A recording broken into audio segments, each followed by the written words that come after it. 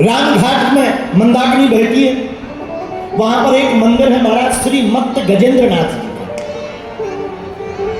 श्री मत्त गजेंद्र वहां के राजा है, चित्रकूट के राजा कहे जाते हैं। श्री मत्त गजेंद्र नाथ जी के मंदिर के सामने सीढ़ियों पर उसने कपड़ा डाले, अपने छोटे से बालक को लेकर गई, 3 साल का बच्चा।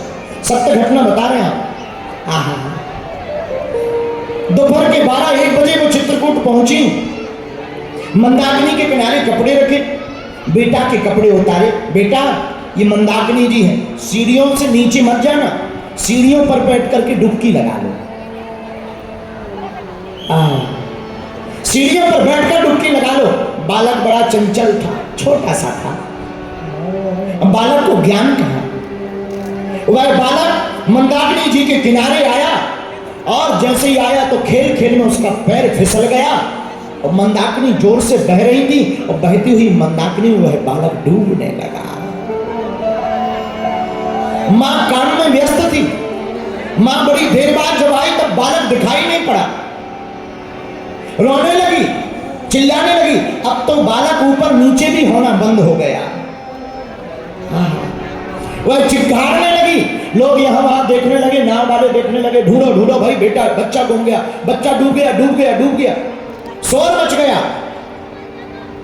इसने तुरंत वही नदी के किनारे, मंदाकिनी के किनारे हाथ जोड़ करके खड़े होकर के चिल्लाकर बोली, हे बजरंगबली, आपको राजा राम की सौगंध है, पर हमारी कोख को सूना मत करना, हमारे बच्चे को बचा लेना। इतना कहते ही ये चिढ़ कर गिर गई और जैसे ही गिरी सबके सामने घटना घटी, सबके सामने। महाराज कल्याण में इसका वर्णन आया।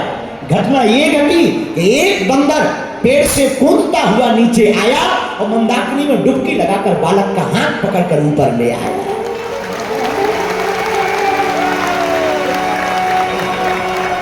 मानो साक्षात वीर बजरंगबली ने बचाया हो। और जहां ये घटना घटी तब हमने इस घटना को जैसे ही सुना तो हमें इस चौपाई की याद तुरंत आ गई।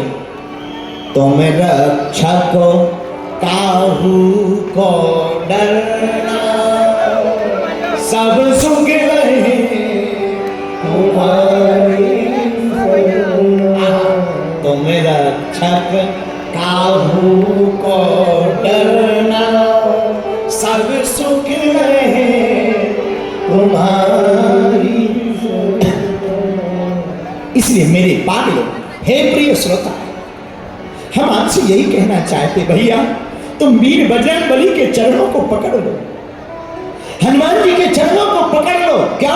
अगर तुम वीर बजरंगबली जी के चरणों को पकड़ लोगे तो फिर तुम्हारी रक्षा करने के लिए स्वयं वीर बजरंगबली खड़े हो।